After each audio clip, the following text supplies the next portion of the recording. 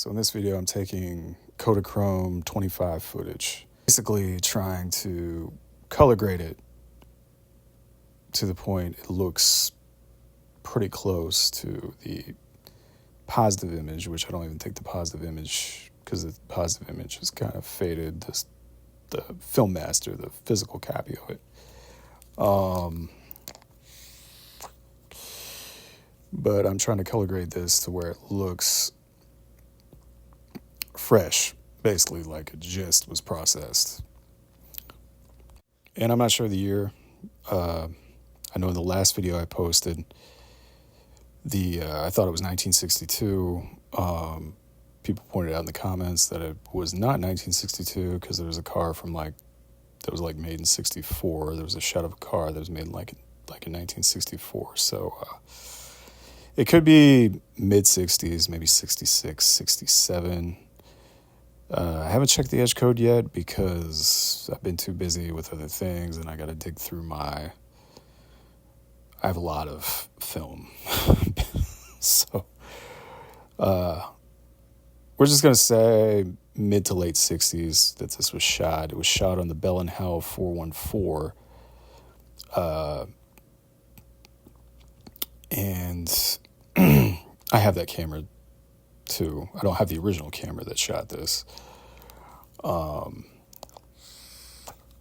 could definitely tell it's the Bell & Howell 414 because that was an 8mm camera that had the zoom, and there's a lot of zooming going on, and probably too much zooming, but it's a home movie, and that's a common home movie issue. When I was a kid messing around with the VHS camera, I was zooming in and out, and honestly, it wasn't until I read a book, I think it was called Super 8mm Handbook, that broke my zoom fetish. Anyways, this is a video just showing sort of the data. I'm not an expert color grader, by the way. I'm not an expert like histogram. There's a lot of advanced algebra, and I think some calculus even thrown in with the logarithms of film density and all that. I definitely do not want to go into that. Hoping to basically use this as sort of a template or an attribute. They call it attributes in DaVinci Resolve, where I can copy this clip and then apply it to other Kodachrome footage and kind of, make like a little preset, basically. Not an emulator. No. Just like a preset for future footage. I don't think it's perfect. I don't know if I really oversaturated or undersaturated. I mean, it looks, looking at old Kodachrome photos, I mean, it looks definitely unique, which brings me to the actual structure of Kodachrome 25. So Kodachrome is the iconic color photographic film introduced by Kodak in 1935. It used a complex and innovative process that combined multiple layers of emulsion and dye couplers to produce rich fibers. It was very unique. First of all, it was a black and white film, before processing, which is why you can still process it as a black and white negative. It had a but the difference is it has a multi-layer structure. Each multi-layer structure is sensitive to different parts of the visible light spectrum, the red, green, and blue specifically. These are layers that are coated on a flexible acetate-based, film, celluloid. There was a blue sensitive layer, which just recorded blue light, a yellow filter layer, which was beneath the blue sensitive layer and just absorbed residual blue light to prevent it from affecting the green and red sensitive layers below. A green sensitive layer just recorded green light, and finally a red sensitive layer that just recorded red light. They contain silver halide emulsion, obviously essential to capturing light. The difference between that and, say, Ektachrome or other reversal film stocks was the fact that There is actually no dye coupler embedded in the actual emulsion. The dye color was introduced during the processing phase, which was called K14. Coating process during manufacturing, Kodak had to use very precision techniques to make sure it was uniform across the board. The emulsion layers were very thin,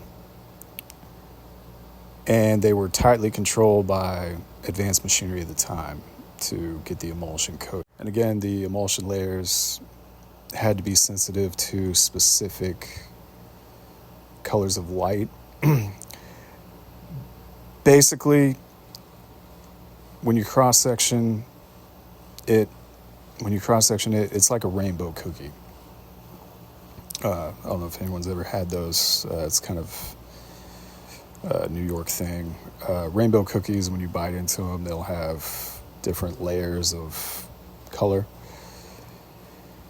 And basically, Kodachrome is like that. The only difference is that in your normal color film, you know, those dyes are specifically, like, they're there. With Kodachrome, until the red light filters actually blast the color into the layers, they're not colored. They're just basically different black and white. Basically, they're just different black and white emulsions that are just sensitive to the color spectrum. And this is why shooting Kodachrome is so difficult these days, is because of the fact that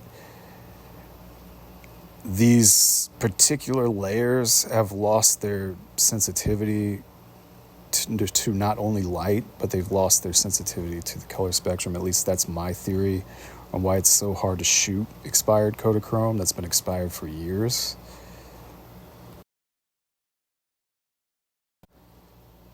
Kodachrome was the only color film, at least to my knowledge, that was a subtractive film.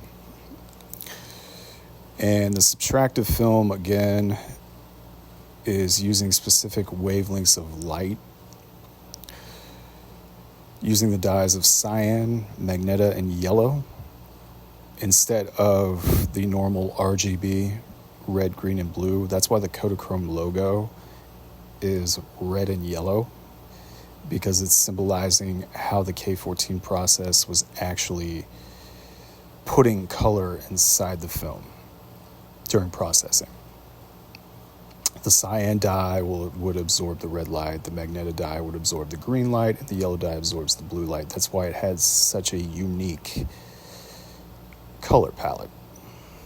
Again, I want to stress that the color was added during the processing, during the K14 processing. I don't exactly know how. I know there's documents on the internet somewhere that showed basically they would shine a light, expose the film to red, shine a light, expose the film to,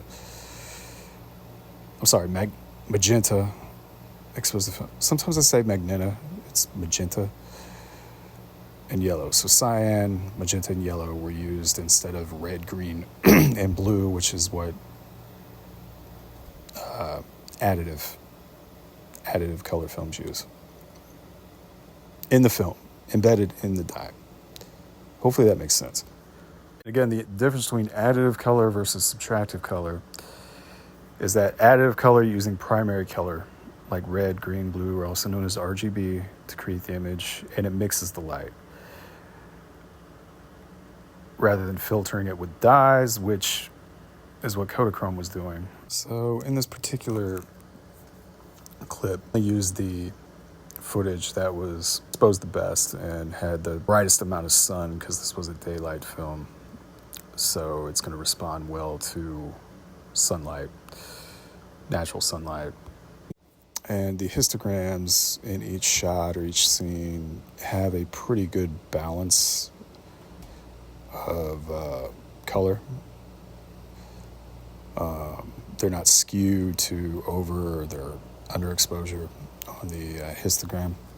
The one thing that really altered this and really made it look like Kodachrome was when I boosted the saturation and gave the color boost The colors just popped immediately, and you can see, especially with the reds. If you look at the reds in the video, you can definitely see a nice pop, as well as the yellows. The yellows popped too. You notice, like, even the clothing, like my dad is in this. He's wearing a light blue, I guess that's like a turquoise shirt. Kodachrome, if you notice the fashion era of the 60s, you notice a lot of these type of colors. And I think Kodachrome, it kind of shows you how Kodak was a big influence, not just with film, but even trends and styles of fashion, because people back then wore a lot of bright, saturated colors, even in everyday situation. There's also a guy, I don't know his name, there's a guy in the footage with like a hat on.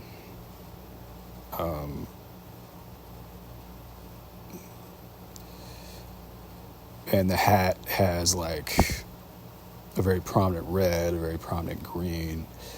And again, I think Kodachrome, this is my theory, influenced a lot of the clothing styles of the 60s, I would say even 70s. Not so much in the 80s, even though Kodachrome was still being used heavily in the 80s, but really, Kodachrome's golden era was really the 60s and 70s, with home movies especially, and the types of clothing that people were wearing back then. This was shot in Indiana, so you're definitely gonna have corn, and it looks like fall. So you see like the leaves are different colors. There's orange and yellow, and you can definitely see in the cornfield. I was able to pop the yellow in the corn, popcorn. And very unique. All right, guys, that's all I really have to say.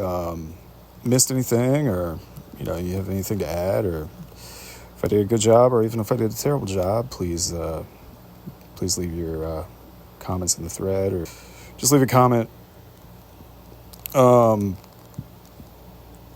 Also, like and subscribe.